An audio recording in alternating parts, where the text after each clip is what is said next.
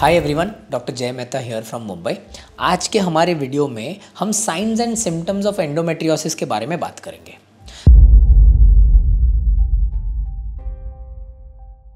दोस्तों, ये जो पूरा हम आपके लिए सीरीज़ बना रहे हैं उसमें एज अ पेशेंट आप जब ये कोर्स पढ़ोगे तो आपको आपके बीमारी को लेके साउंड डिसीजंस किस प्रकार से लेना है इस पे सबसे ज़्यादा गाइडेंस मिलने वाला है। ओके, अब जब कभी मैं science and symptoms of endometriosis की बात करता हूं तो उसके पहले जान लेना है दोस्तों कि नॉर्मल एनाटॉमी जो हम बहुत बार बता चुके वो कुछ इस प्रकार रहती है। सारे ऑर्गन्स एक दूसरे से ग्लाइड करते हैं, मतलब कोई भी फ्रिक्शन नहीं होता उन दोनों के बीच में।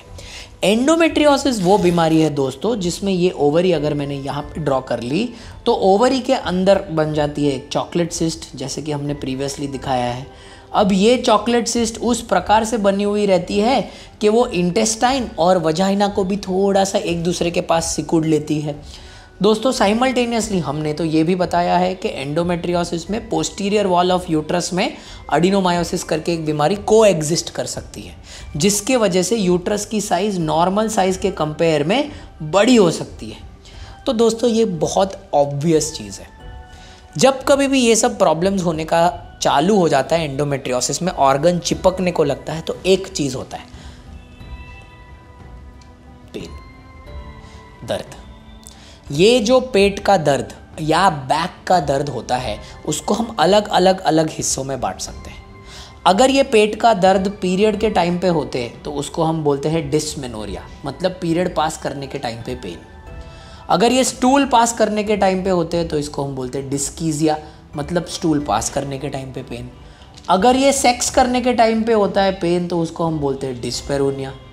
मतलब ये वर्ड डिस का मतलब रहता है पेन, मतलब डिस्कम्फर्ट।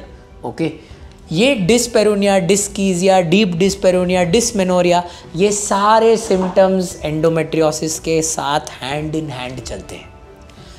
दोस्तों, आपको ये जान के आश्चर्य होगा कि अप्रॉक्सीमेटली 15 से 25% लेडीज़ एंडोमेट्रियोसिस में ऐसे पीड़ित रहते हैं कि उनको कुछ भी प्रॉब्लम नहीं रहता है। उनको बोलते हैं एसिम्प्टोमेटिक एंडोमेट्रियोसिस।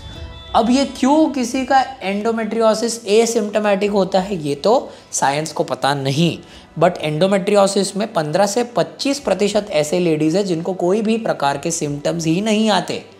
ऑलराइट, दूसरी बात, एंडोमेट्रियोसिस में बैक पेन होना भी बहुत कॉमन है।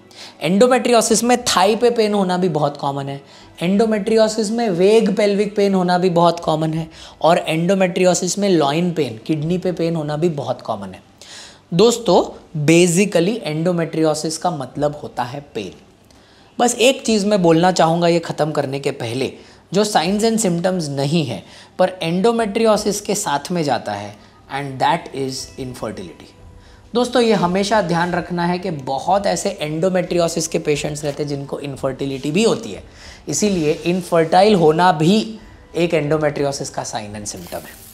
दोस्तों, इस पूरे कोर्स के द्वारा हम आपको इतना डिस्क्रिप्टिव डिटेल देने वाले हैं एंडोमेट्रियोसिस को लेकर, क्योंकि हम खुद रेफरल यूनिट फॉर इंडिया है एंडोमेट्रियोसिस में और बहुत जगहों पे हॉस्पिटल्स चलाते हैं एंडोमेट्रियोसिस की ट्रीटमेंट के लिए, कि आप जब ये पूरा कोर्स पढ़ेंगे तो आप आपके एंडोमेट्रियोसिस को लेकर एक बेटर डिसीजन ले पाएंगे।